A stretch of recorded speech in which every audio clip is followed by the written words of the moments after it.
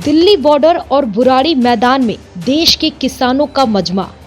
Bill पर विरोध की आवाज, सरकार से बात का कई दौर, बावजूद इसके जिद पर अड़े किसान।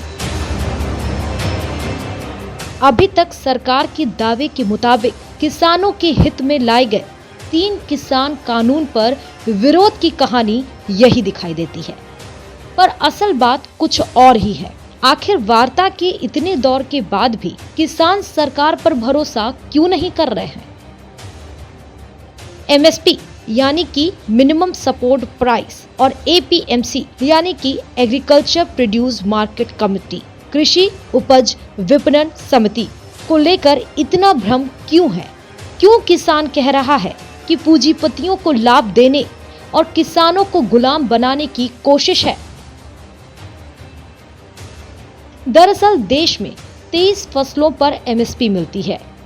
इन फसलों की खरीद एपीएमसी के जरिए होती है, जहां 8.5% टैक्स देना होता है। किसानों को डर है नए कानून से मंडी के बाहर बेचने की आजादी निजी खरीदार को तो फायदा देगी, लेकिन मंडियों के दिन लद जाएंगे, जिससे धीरे धीरे सरकार एमएसपी भी खत्म कर देगी और फसल की कीमत के लिए किसान फिर दोराहे पर खड़ा होगा।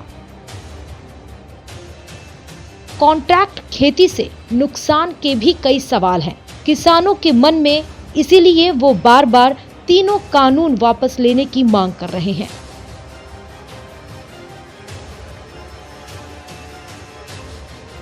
सरकार यही कह रही है ऐसा कुछ नहीं होगा, फिर भी किसान मानने को तैयार नहीं।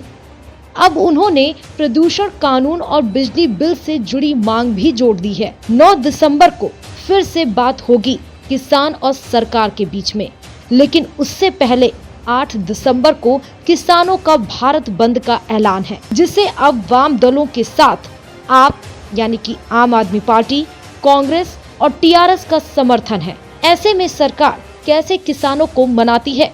एमएसपी पर क्या तैयारी होगी? ये बड़ा सवाल है। सवाल ये भी है, क्या दबाव में कानून वापस होगा या किसान विरोध वापस लेंगे?